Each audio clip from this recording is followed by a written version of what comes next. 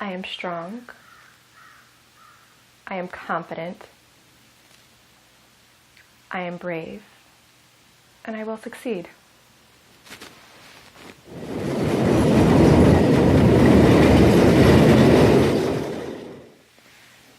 My journey begins in the 1950s in the city of St. Louis in a 2-bedroom house filled with 12 children, and particularly the 4th child. She was born into poverty and at a very young age knew the importance of a good education. So she started saying to herself daily affirmations to help her not lose sight of her goals and dreams. She would go on to finish high school. She would graduate from college. She would eventually get her master's, become a colonel of the United States Army, and then one day she would have 3 children. She is my mother. My mother is where my story begins. Throughout my journey, I've had a lot of obstacles and hardships, as well as growing experiences. One of my most profound experiences came when I was a junior in college. It was second semester of my junior year, and there was this internship that I wanted to do for the following semester. And I remember finding out about it and reading about it and talking to some of my peers about it, and they're like, Nika, this is a very prestigious program. I know people that didn't get in, just be mindful of that. And I just remember letting some of their negativity really get to me and second guess myself. I'm like, wait, can I do this? And so I remember going home one night and calling my mom and saying, hey mom, there's this program that I'd really love to do, but it's for mainly political science students. I'm from a financial background. It's very prestigious. I don't know if I'm going to get in. And she said, Nika, stop right there. Do you want this? Because if you really, really want this, apply. Do not let anyone or anything stop you. You do your part, wash your hands of it, and you leave the rest to God. And so I had a month to wait before I found out if I got it. And I just remember at that time just being, antsy and keeping my phone on me the day of and just checking it periodically. And then when the email finally came through like around 1:30 in the afternoon, I think it was like between 1 and 2. I remember stopping for a second. I felt my heart palpitating and I was like, hold on. I said like a quick prayer and I was like, please just let me get this, knowing the decision had already been made.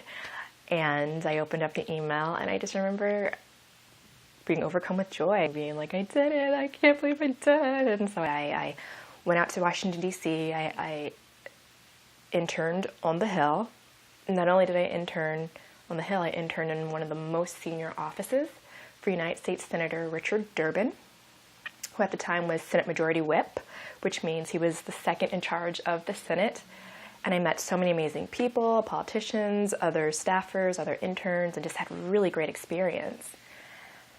And during the program, one of the girls from my office, and during the program, one of the other interns from Senator Durbin's office, she ended up leaving to go to the White House. And I was like, hold on. If you can do it, I can do it. The beginning of my journey of me wanting to be such an empowering person and a leader and supporting people, especially young girls, to help them know that there's nothing that they can't do if they put their mind to it. I didn't have the encouragement from my mother, and she kept me going in those affirmations to let me know that I got this, So I know you're sitting at home and you're just a young child or a teenager or just thinking, 13, my mom didn't let me wear makeup, or she didn't let me have a sleepover at 14, or drive the car at 16, or even stay out late at 17 or 18. Or I tell you this, that one day you'll be so grateful for all the things your mother said no to. You'll learn to really cherish and enjoy your mother or your father or your brother and sister, whoever that strong support person is in your life, in your journey. You'll learn to cherish them so much more. Believe me, they do say that we become our parents, some type of version of our parents. It's up to us to decide fully what version of our parents we do become, but we do become our parents. So my question to you is, what is your mother like?